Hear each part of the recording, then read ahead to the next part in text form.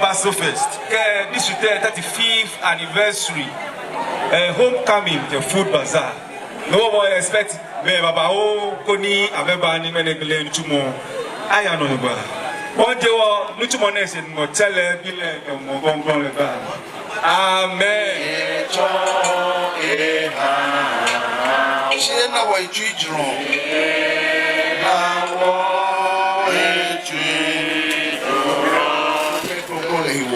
mancha won tu nyeme ne ba hye obi e wo wode omi bo efe na me yo o ka mama fata wo ye bi ni sabri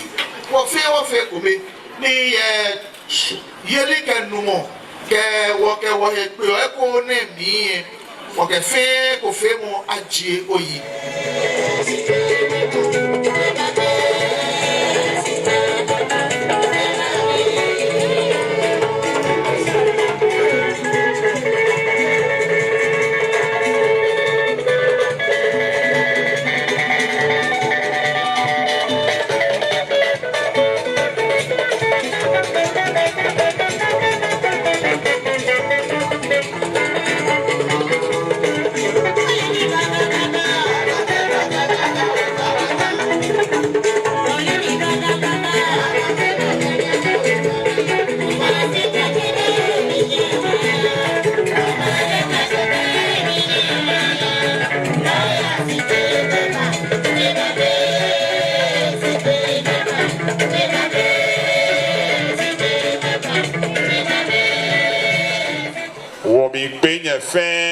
Kemba Apenkwa Salem event ground ne Washington ne Noni Blofo Chole ake homecoming and food bazaar Basel festival ne jino ni je numo no yo wo chafe yo je eternity nuchumo kekeni chi eji wo district fe ne wo yo congregation ni yo district mi keme kumeni eja kewo eja dan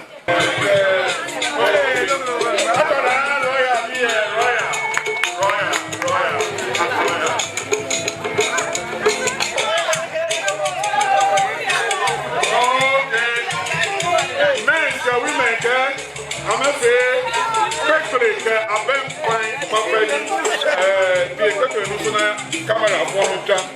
Pepper, and Gamanesi, and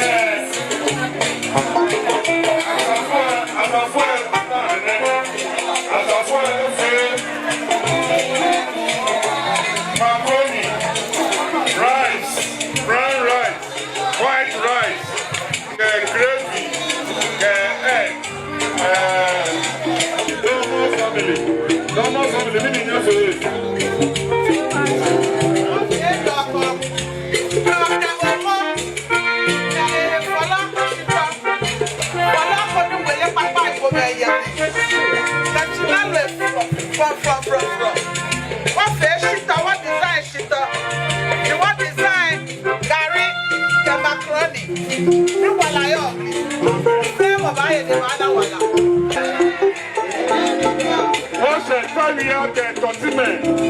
family along with good style, meaning a ball, meaning a law.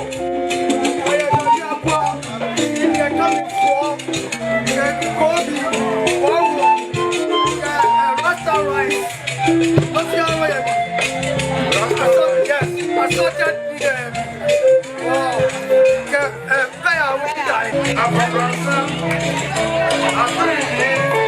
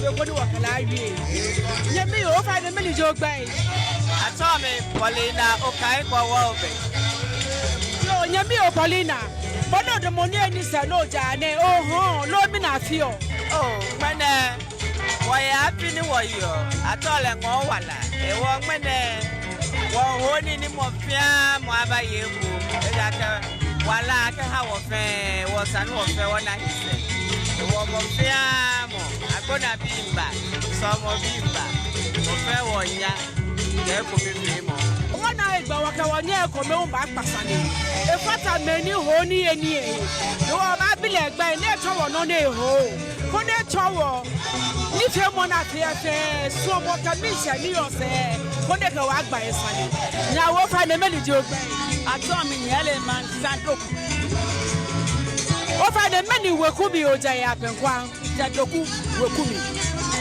ewa doku weku mana ya ngo wala ni fe mo na mie mani ni eni poseje no ni nye ho wo fe akliji keno ka wo fe ni wo deba akliji na ye le be fe be wo ka je je yin epo we re ni so 10 minutes later awula ni ya ti ni eni ko na ni eni ni ya ti en aka ashiko bi ni agato le kami floor ina yeke gele alo amadan chene na duade lenche do je gbe ye ko bi baye ni ya gbena ya ni eni efe na ebu ege na efe eto ordinary food ya yo wona wole aka ka ni fe mo atole ngo wala na kan ni wo ba ni twa ka wo mba wala wo ha wo he wo he ko ka liji aka wo se afi benene wo ya bia wo ha wo he ngo wala e ko anokwale eji no ko ni ha ni wo hele aka wo Kristo ko e wo ya hegbe du wo fi ondo ko kusunko du wo ko ka gbele wo bi ka wona bi ahimbe anokwale aka sesi bi ni Apenkwa ne no na afi o ha wo mi e se wo he wa na wo o fa de meliji o gba yi atomi patience ohui holoma ijabafo family emi kwashi bafo enabi jimi ngana mi ni potaje no fi oye asafoshi ane Basel bi ni bapo Apenkwa manem ni ameba bula Apenkwa bi kawo Kristo asafo ehihie kawo asafo emiye ameke shi abeshi amese e wa sane wakai ame e wa wakai ame ke blofo me hu ni ke ba wakai ame shi ko fo ahunwe e ka sane na mi hye e wo mana wo ke mi hye nji amegbe ni wa ke kai ame hu ni wa ke wo wonya me mfe hu he wala ke ofi amo abo Kristo mi foni ekahi aha Kristo edake Kristo mi no fia no yo ko ye Kristo o ye no fia no ablade abi mi banyede ngomaje woni fe mo na ni won bibi esadin mene woni na ehye osofo pana ni kwa asafo ne no obasmo kala agbasa na ekuku koni wo ke woni fe mo abana agbe papa o fa na meli je ogbe Atomi Philip ni ananai papa ogbe tun ake o je lagbe o kwa na kanu yo ni fe mo na ake ngon wala si ye wo gama satan ye wole ake ngon wala be game ye efe kusun kajije cherry ame ha ngon wala si ye presbyterian asafo agbefa ho e tete ni mene aha ngon wala wo ake Apenkwa Presbyterian asafo e wodi asafo klede ko gama asafo shi Presbyterian asafo game fire mi je game pe di meni yo asafo emli oye twi me wa egbe me we grushi bi ke sisala ke mheko krume abi tomli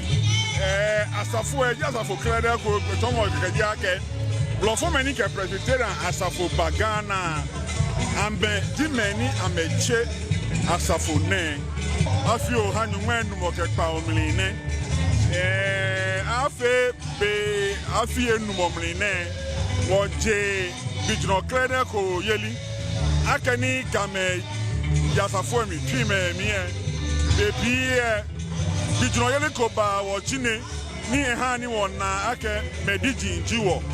ke ojie Christmas ke Easter mi ake Christopher ye game yo homo wo twime yo akwesi dai ke odira kani bi kokro me ne wo many yo bijno fan bijno amake kayo he na meje